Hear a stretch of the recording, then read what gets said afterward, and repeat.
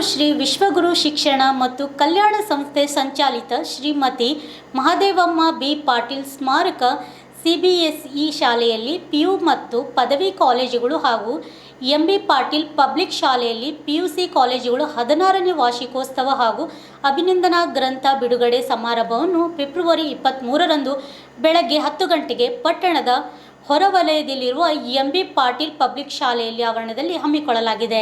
ಸುದ್ದಿಗೋಷ್ಠಿಯಲ್ಲಿ ಮಾತನಾಡಿದ ಅಧ್ಯಕ್ಷ ನಾಗರೆಡ್ಡಿ ಬಿ ಪಾಟೀಲ್ ಕರ್ದಾಳ್ ಅವರು ಈ ಬಾರಿ ವಾರ್ಷಿಕೋತ್ಸವ ಸಮಾರಂಭದಲ್ಲಿ ವಿಶೇಷವಾಗಿ ಆಯೋಜಿಸಲಾಗಿದ್ದ ವಿವಿಧ ಸಾಂಸ್ಕೃತಿಕ ಕಾರ್ಯಕ್ರಮಗಳು, ವಿದ್ಯಾರ್ಥಿಗಳ ಪ್ರತಿಭಾ ಪ್ರದರ್ಶನಗಳು ಹಾಗೂ ಗಣ್ಯರ ಸಾನ್ನಿಧ್ಯದಲ್ಲಿ ಅಭಿನಂದನಾ ಗ್ರಂಥ ಬಿಡುಗಡೆಯಾಗಲಿದೆ ಎಂದು ತಿಳಿಸಿದರು. ಸಮಾರಂಭಕ್ಕೆ ಗವಿಮಠದ ಪೀಠಾಧಿಪತಿಗಳಾದ ಗವಿಸಿದ್ದೇಶ್ವರ ಸ್ವಾಮಿಗಳು ಮೊದಲ ಬಾರಿಗೆ ಚಿತ್ತಾಪುರಕ್ಕೆ ಆಗಮಿಸುತ್ತಿರುವುದು ವಿಶೇಷವಾಗಿದ್ದು, ಅವರ ದಿವ್ಯ ಸಾನ್ನಿಧ್ಯದ ಕಾರ್ಯಕ್ರಮ ಘನತೆಯನ್ನು ಹೆಚ್ಚಿಸಲಿದೆ ಎಂದರು.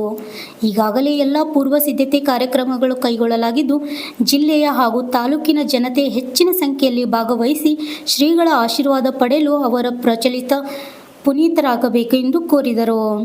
ಈ ಕಾರ್ಯಕ್ರಮವನ್ನು ಯಶಸ್ವಿಗೊಳಿಸಲು ಶಿಕ್ಷಣ ವೃಂದ, ಸಿಬ್ಬಂದಿ ಹಾಗೂ ಪಾಲಕರ ಸಹಾಯ ದೊರೆಯುತ್ತದೆ.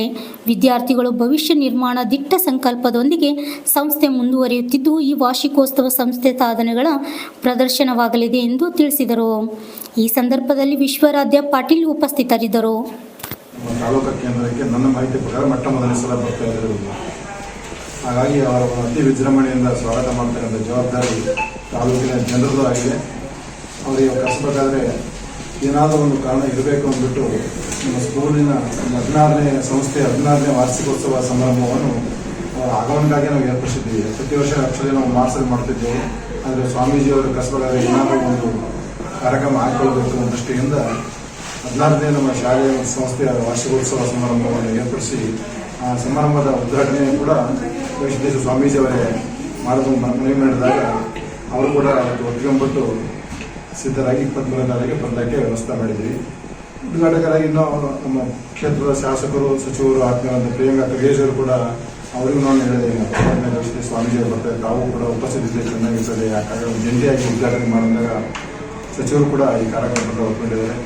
ನಮ್ಮ ತಾಲೂಕಿನ ಭಾಳಷ್ಟು ಜನರಿಗೆ ಸ್ವಾಮಿಗಳಿಗೆ ಹೇಳಿಲ್ಲ. ಒಂದು ಕಾರಣ ಏನಂತ ಹೇಳಿದ್ರೆ, ಆ ವೇದಿಕೆ ಕೇವಲ ಕೊಪ್ಪಳ ಸ್ವಾಮೀಜಿಯವರಿಗೆ ಸೀಮಿತ ಆಗಿರಬೇಕು. ಯಾಕಂದರೆ ಸಾವಿರಾರು ಲಕ್ಷಾಂತರ ಜನರ ಭಕ್ತರು ಅವ್ರ ಮನೆಗಳಲ್ಲಿ ಕೇಳಬಹುದು ಅಪೇಕ್ಷೆ ಇದ್ದ ಕಾರಣ ಅವರಿಗೆ ಹೆಚ್ಚಿನ ಒಂದು ಸಮಯಗಳಿಗೋಸ್ಕರ ಬೇರೆ ಸ್ವಾಮಿಗಳು, ಹೆಚ್ಚಿನ ತಾಲೂಕಿನ ಸ್ವಾಮಿಗಳು ಸಾಕಷ್ಟು ಇದ್ರೂ ಕೂಡ ಕೇವಲ ಕಮಲೇಶ್ ಸ್ವಾಮಿಯವರು, ಸಿದ್ದೇಶ್ವರ ರಾವ್ ಮಠದವರು, 3 ಜನರು ಮತ್ತು ಅಬ್ಬೆ ತುಮಕೂರಿನ ನಮ್ಮ ಪರಮ ಗುರುಗಳಾದಂಥ ಗಂಗಾಧರ ಸ್ವಾಮಿಯವರು ಕೂಡ ಆ ಕಾರ್ಯಕ್ರಮದಲ್ಲಿ ಉಪಸ್ಥಿತರಿರ್ತಾರೆ.